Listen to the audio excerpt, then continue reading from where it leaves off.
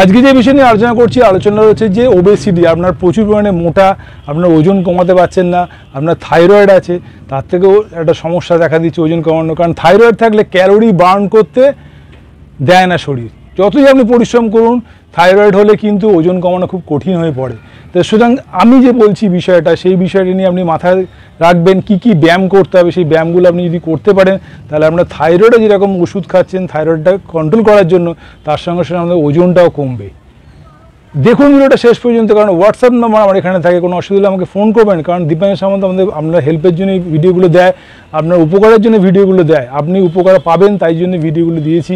অবশ্যই ভিডিওটা দেখুন, জানতে পারবেন আপনার ওজন কী করে কমাবেন থাইরয়েড থাকলে, এবং তার সঙ্গে সঙ্গে রুদ্রে থাকার উপকারটাও জেনে নেবেন। দেখুন ভিডিও শেষ পর্যন্ত।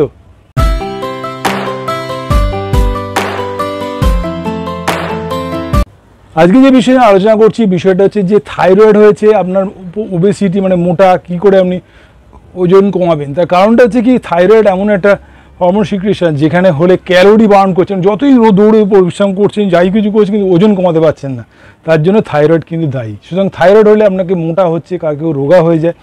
সুতরাং আমি যে টিপসগুলো বলছি সেগুলো মেনে চলুন। থাইরয়েড হলে থাইরয়েডের যে গ্ল্যান্ডটা যে এখানে থাকে সেখানে সবসময় রাব করার চেষ্টা করুন, এই পার্টটা রাব করার চেষ্টা করুন। তারপরে অনেক স্ট্রেচিংটা করার চেষ্টা করুন, এতে এইখানের অ্যাক্টিভিটিসটা বাড়ে। এবং তার সঙ্গে সঙ্গে প্রচুর পরিমাণে রোদে থাকুন। থাইরয়েডের জন্য যে ডাক্তার ওষুধ দিচ্ছে সেই ওষুধগুলো কিন্তু ছাড়বেন না, ডাক্তারের পরামর্শ ছাড়া সেই ওষুধগুলো খাবেন। আর ওবেসিটি থাকলে যে ব্যায়ামগুলো থাইরয়েডের জন্য করা উচিত সেটা জাস্ট ক্রাঞ্চিং, পেটটা বড় হয়ে যায়, পেটের মাসলগুলো বড় হয়ে যায়, তার জন্য এই ক্রাঞ্চিং এক্সারসাইজগুলো করুন। এরকম করে 10 থেকে 20 রিপিটেশন করতে পারেন, পিছনে হাত রেখে।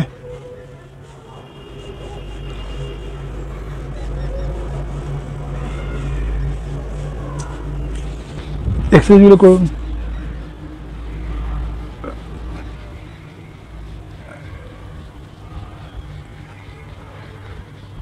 এক্সারসাইজগুলো করুন আর প্লাঙ্ক করুন, প্লাঙ্ক।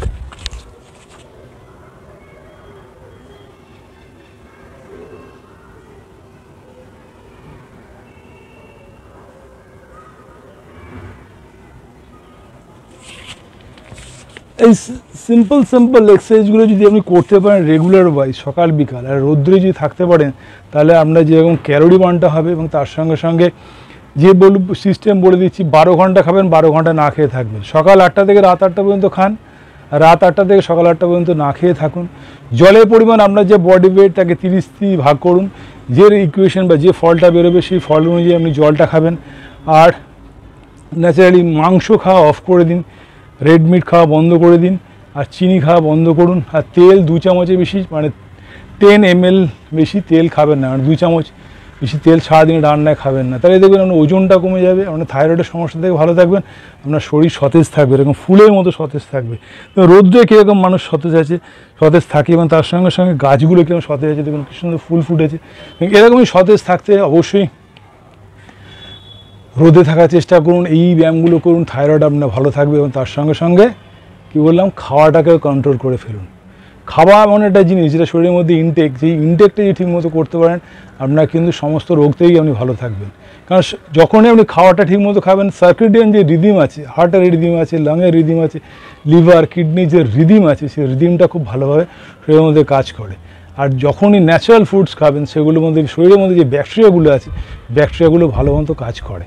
আপনি যখনই জাঙ্ক ফুড খাবেন ব্যাকটেরিয়াগুলোকে মারছেন, অ্যান্টিবায়োটিক যত বেশি ডাক্তারে খাবেন সেগুলো ব্যাকটেরিয়াগুলোকে মেরে দিচ্ছে, তার ভেতরের যে আমাদের পাচন ক্ষমতা, যে হজমের যে ক্ষমতা, সেগুলোকে আমরা নষ্ট করছি যত জাঙ্ক ফুড খাবেন। সুতরাং প্যাকেট যে জিনিস অফ করুন, কোম্পানি যে জিনিসগুলো অফ করে থাকুন, ন্যাচারাল বাড়িতে রান্না করা জিনিস, বাড়িতে কম তেলে রান্না করা জিনিস, সিদ্ধ করা জিনিসগুলো বেশি করে খান, ফল বেশি করে খান, আর নিয়ম মতো করে ব্যায়াম করুন এবং রোদে থাকুন, আপনি সতেজ থাকবেন, এরকম ফুলের মতো, গাছের মতনই।